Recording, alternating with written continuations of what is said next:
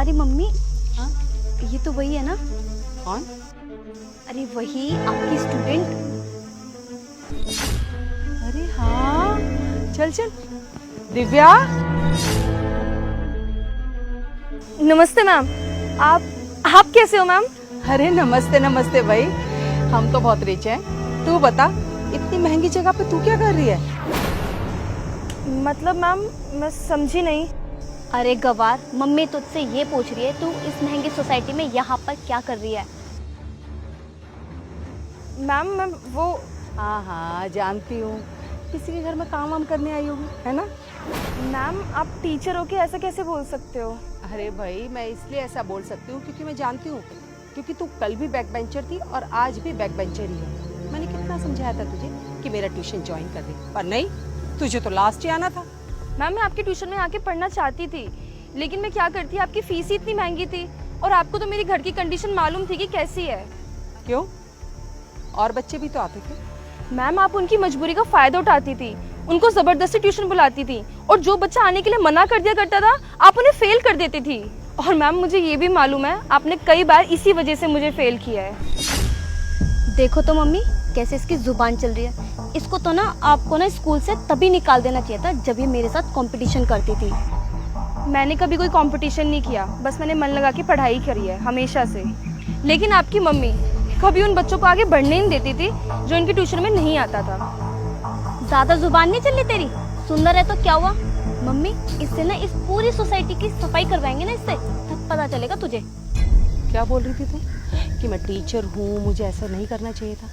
तो बेटा एक बात बताऊँ, ये टीचर की जॉब ना मुझे यूँ थाली में परोस कर नहीं मिली थी। बहुत मेहनत की है मैंने इसके लिए, पैसे खर्च किए हैं, और स्कूल की जॉब से ना मेरा वो खर्चा पूरा नहीं हो रहा था, तो मजबूरी है मेरी, मुझे ट्यूशन करनी पड़ी। और देखो आज उस ट्यूशन की वजह से ही ना हम कितने अमीर हैं। वो बिल्डिंग दिखाई दे रही है बड़ी सी, इस कंपनी में ना मेरा दामाद मैनेजर है।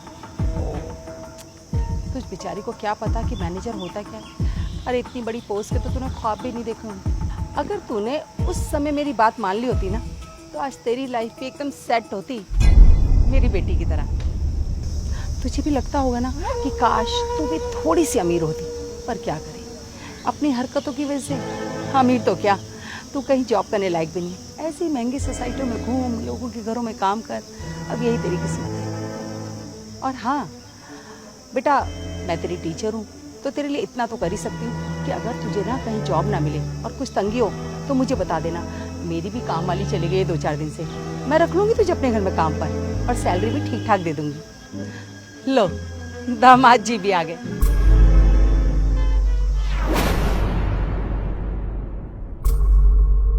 अरे आ गए आप? मिल ली अपने बॉस से?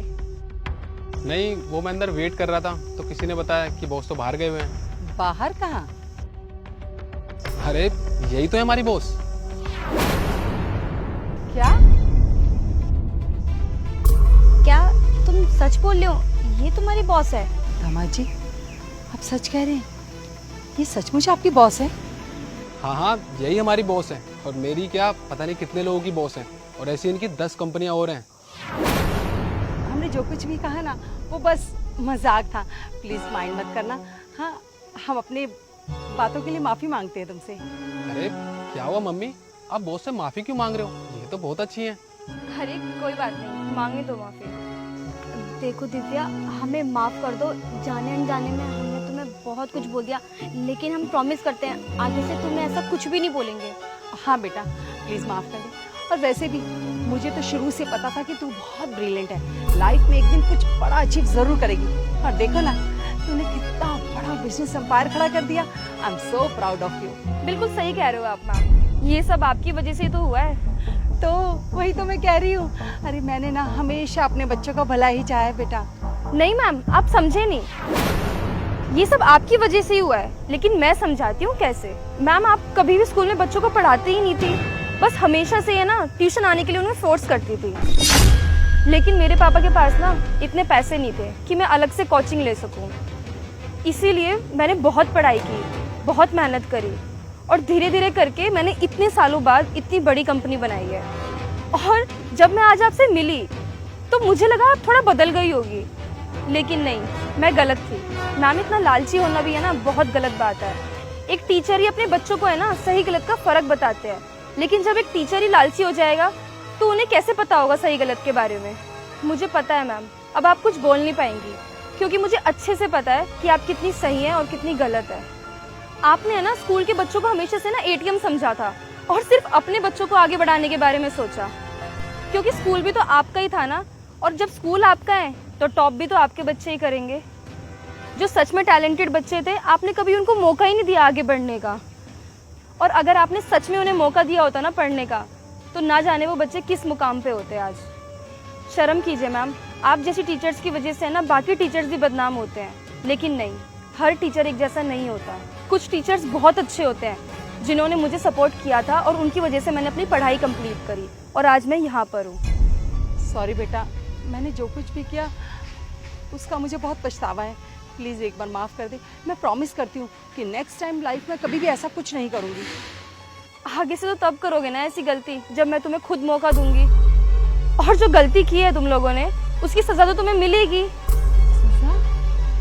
कि आज से पूरा 1 महीने तक तुम दोनों इस पूरी सोसाइटी की सफाई करोगे। क्या? हम सफाई करेंगे? दामाद जी कुछ बोलिए ना, हम साफ सफाई कैसे कर सकते हैं? अरे मैं क्या बोलूँ, जो मैम ने बोला है वो तो आपको करना ही पड़ेगा ना, वरना मेरी भी जॉब चली जाएगी। आप लोगों ने सुना नहीं एक बार में? जाओ यहाँ से और सफाई चालू करो। हाँ हाँ दिव्या, तुम गुस्सा क्यों कर रहे हो? हम जा रहे हैं ना, हम कर लेंगे सफाई। चलो मम्मी।